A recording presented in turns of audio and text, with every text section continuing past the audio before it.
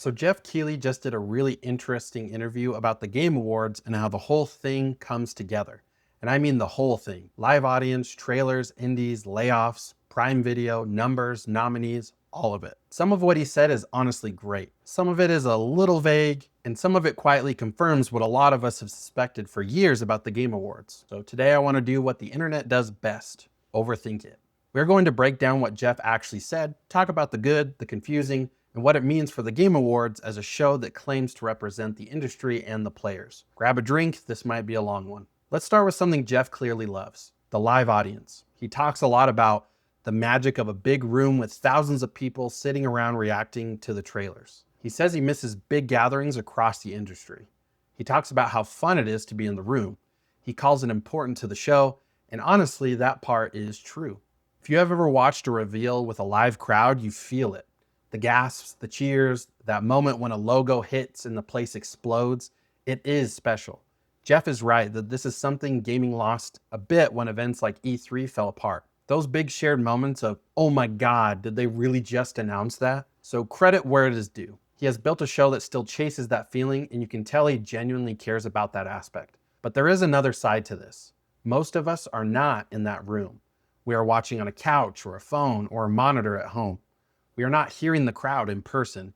We are hearing compressed audience mics over a stream, probably at 1 in the morning for half the planet. So when you build a show around the idea of the magic of the room, you are building a show that is optimized for the people physically in that theater, not necessarily for the millions of people actually watching it. And that is where I think the tension starts. A live audience is awesome, but if the show starts leaning more toward this is a live event for people in LA, then this is a global show that respects everyone's time, you start to feel that drag in the pacing, in the awards being rushed, and in those moments that are clearly meant to hit harder for the people in the chair than the people on the couch. So I agree with Geoff on the value of the live crowd, but I think the show still struggles with the basic question: who is this really for? The room or the world? There's a line Geoff repeats more than once. He says there is no science to the show. No, there's no science. And as you said, I think there are many different constituents that It's about how every year is different. The games are different. The nominees are different. The expectations are different. And on one level, sure, you cannot script how people will react. You cannot perfectly predict which trailer will blow up and which one will just kind of slide by. But then he also describes what they actually do. They spend all year working with teams on trailers. They see rough cuts. They give feedback. They plan the structure of the show. They think about the emotional arc of the night. They balance new IP and sequels. They track genres so the show is not overloaded with sci-fi or horror like some previous years. That is not randomness. That is curation and strategy. So when he says there is no science, I think what he really means is there's no simple slider where you set it to 50% trailers and 50% awards and everyone is happy. But there very clearly is a method. They are thinking about how to hold attention, how to make sure the trailers feel varied, how to give big game spots that feel important, how to time the musical acts, where to put game of the year so that people do not drop off too early.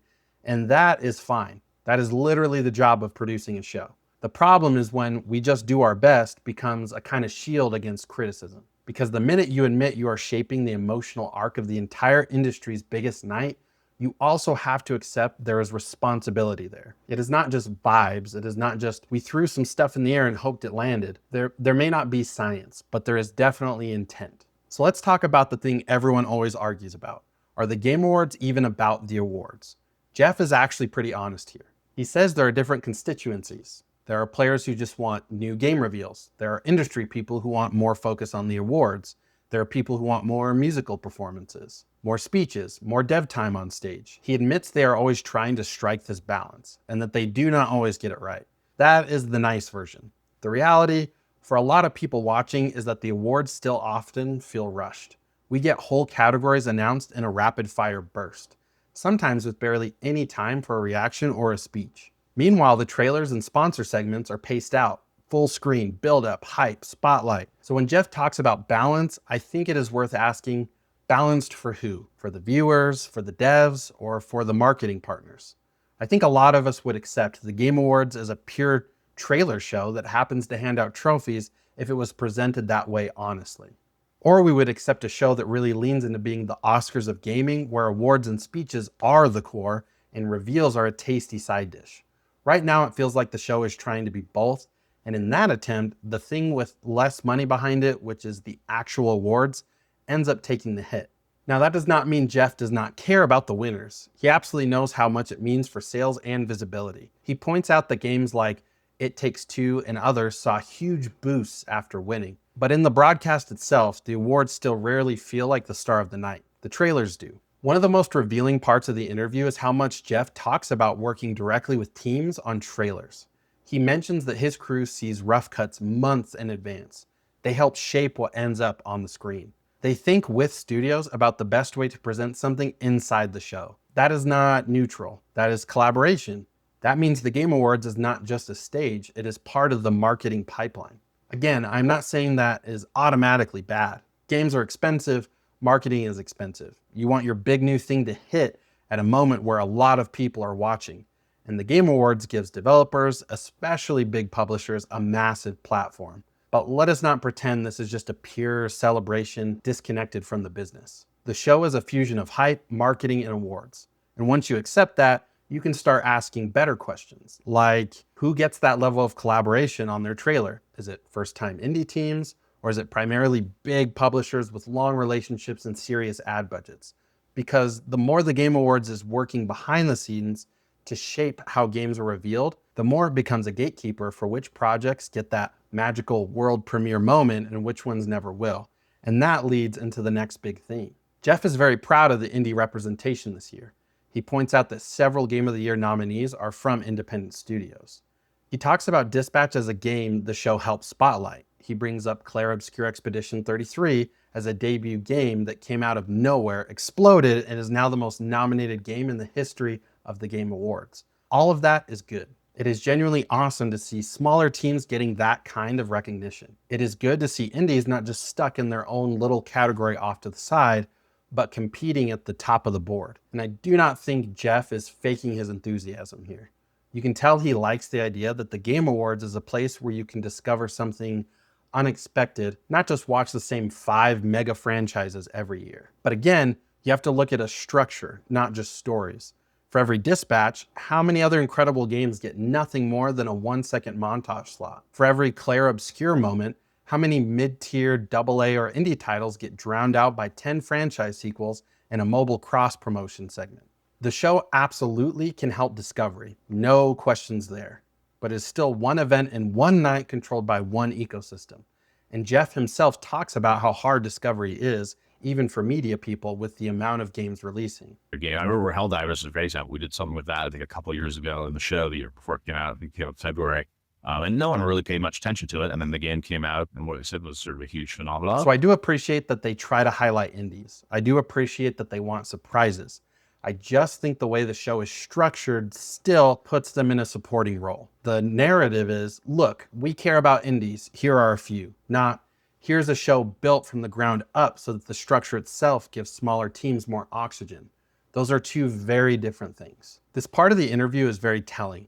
Geoff is directly asked about the fact that the industry has had a brutal year. Massive layoffs, teams closed, people out of work. He acknowledges that. What we were able to do, and yes, like we do feel the sort of weight on our shoulders because we have this sort of platform, but also are mindful that a lot of people do tune in, because they want to celebrate games, they want to see new games.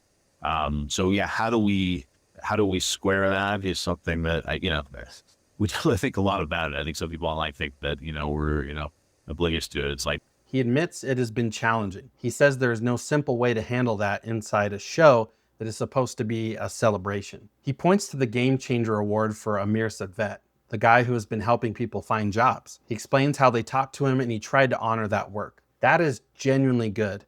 And it was one of the more grounded human moments in the show. But there is still a gap between the scale of the problem and the surface level of the response. You have a show that is essentially a 3-hour advertisement for the industry. Big trailers, sponsors, excitement, growth, viewership records. And then at the same time, you have thousands of people who made these games losing their jobs while their projects are being celebrated live on stage. That tension is not comfortable, and it is not entirely fair to expect Geoff to solve any of this. He did not lay those people off. But when he says they feel the weight of responsibility, I think the natural next question is, how far should a show like this go? Should there be a dedicated segment talking about labor conditions or unionization or consolidation? Is that realistic when sponsors and platform partners are sitting in the front row? Or should that kind of critique live somewhere else? Right now, the Game Awards mostly acknowledges the pain, touches it briefly, and then moves on. You can argue that is all you can really do in a mainstream event like this. Or you can argue that gaming deserves a night where the industry is willing to look at itself a little more honestly, even if it makes some people a bit uncomfortable. I do not think there is an easy answer to this, but pretending the tension is not there does not make it go away. Let's talk about the numbers. The show had something like 154 million live streams last year. That is ridiculous. It is more than most TV award shows could even dream of, and it genuinely shows how massive gaming is globally. Geoff is asked if they set goals to beat that each year, and he says no. He says they do not sit in a room and say, we need 5% growth. He says they just focus on making the best show possible. At the same time, in the exact same conversation, he talks about new distribution deals with Prime Video. And the distribution side, there's something cool with that Prime Video that'll run the show for the first time this year. He talks about expansion into new regions like India. He points out how big Asia and China have become for the show. He mentions watch parties in pubs across Europe. So clearly they do care about reach. They care enough to sign deals and expand coverage and boast about the numbers after the show. Again, that is not a bad thing. It is smart to get the show in front of as many people as possible. But let us not pretend that viewership is just a number nobody looks at. It absolutely shapes how the show is sold to partners. It absolutely shapes things like start time, pacing, and big headline reveals. And the more the show grows, the harder it becomes to pretend this is just some small community hangout. It is a global media product now. It is watched in the middle of the night in some countries. People build their sleep schedules around it. Companies time their marketing beats around it. So yeah, you may not have a fixed growth target on a whiteboard, but the show is very clearly operating in the world of big numbers, and that always brings in its own pressures. One thing I did really appreciate in this interview was how honest Geoff was about how much things move around. He talks about planning Game Awards almost a full year out. They already know the date for the next year. They are already in conversations about games that might appear in the future. He explains that some games move from one show to another. Some are delayed. Some vanish because the game itself gets canceled or pushed way far out. Sometimes teams decide their trailer is not ready or the game's PR timeline changed. I think that is helpful context because from the outside, when a game does not show up, players always assume the worst. They assume there is drama or someone is snubbing something or there's a secret feud. A lot of the time, it is just boring scheduling and production reality. That said, there is still a bigger pattern here that is worth talking about. Games are often announced way too early. We see them for 30 seconds, maybe 2 minutes, and then nothing for 2 or 3 years. Shows like the Game Awards and Summer Game Fest are part of that cycle. They are where those early teasers happen. So when Geoff talks about the ongoing debate around how early should we announce games, he is not a neutral observer. The show is part of what encourages that behavior. If the industry collectively decided that, okay, from now on we only announce things when we are less than a year away, a lot of that pressure would shift. But as long as the biggest reveals are a race to plant a flag first and own a moment, we are going to keep seeing teasers first, delay later. And those teaser moments almost always happen at places like the Game Awards. Another thing Geoff talks about is how often publishers ask him, what does it take for my game to get into your show? That's sort of, what we do is we look at our team looks at all this stuff. And at your point, it absolutely is kind of, the genre, the types of games. And, we look at like different genres across the board, even, think about kind of like the global nature of developing games, right? He says there is no playbook, no simple checklist. You cannot just do X, Y, Z and guarantee a slot. He says they look for great games, try to balance genres, regions, and styles, and curate the lineup based on what they think will work. Again, a lot of that is true. There is no world where they can turn Game Awards into Steam Next Fest with thousands of games. Somebody has to make decisions. That is what a curated show is.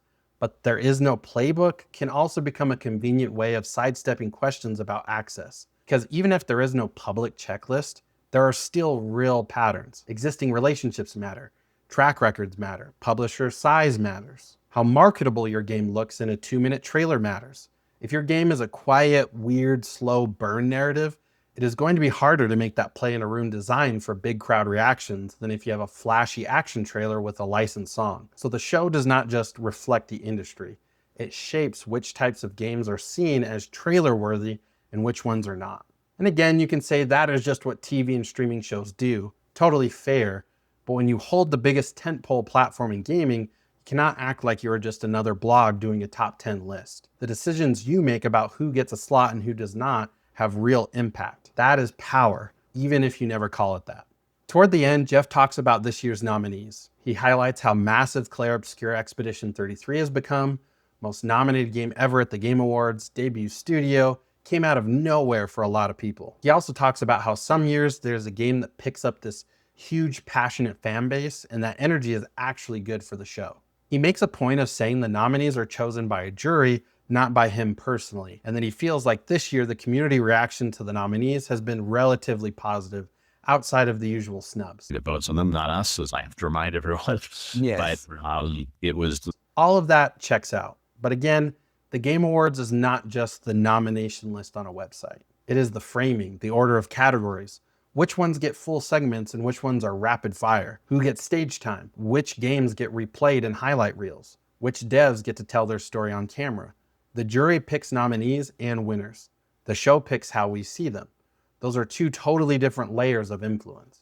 So when people say the Game Awards got it right this year, they're often reacting to the surface level. This game I love is nominated and this game I hate is not, so I am happy. But deeper than that, you can ask, did the broadcast itself respect the winners? Did it give space for the devs to actually exist as people? Did it show why these games matter beyond just the box art? Sometimes the answer is yes, sometimes it is absolutely not. So after listening to this whole interview and pulling it apart, what do we learn about the Game Awards and about Geoff Keighley? We learn that he genuinely loves games, that he loves live audiences, that he loves big reveals and surprise moments. We learn that he is proud of the indie success stories, proud of the growth in viewership, proud that the show has become the central pillar for announcements. We also learn that the show is deeply intertwined with publishers and marketing, that it is curated with intention, that it sits in a constant tug of war between awards, trailers, sponsors, and community expectations. We learn that they are aware of the industry's pain, but still figuring out how to address it inside a format built to be a celebration. So here is my take. The Game Awards is not evil. It is not pure. It is a product of modern gaming. Part celebration, part advertisement, part discovery engine, part PR tour. It does a lot of good. It gives devs a stage. It puts indies on the global map. It gives us incredible shared moments that we will remember for years. It also has blind spots, awards that are rushed, voices that are sidelined, games that never get a shot because they do not fit neatly into a hype trailer format. And all of that can be true at the same time. So instead of pretending it is either flawless or fake, I think it is better to treat the Game Awards as something that can evolve, a show that can become more honest about what it is, a show that can carve out more space for devs, not just for logos, a show that can keep the magic of the room while remembering that most of us are watching from home. Because at the end of the day, this is supposed to be about the people who make games and the people who love games, not just the companies that publish them. Anyway, that is my breakdown of what Geoff actually said in that interview. Let me know in the comments where you land on this. Is the Game Awards good for gaming? Is it just good for marketing? Or is it something in between that we are still figuring out? I am curious where you stand. As always, like, subscribe, and I'll see you on the next one. The jury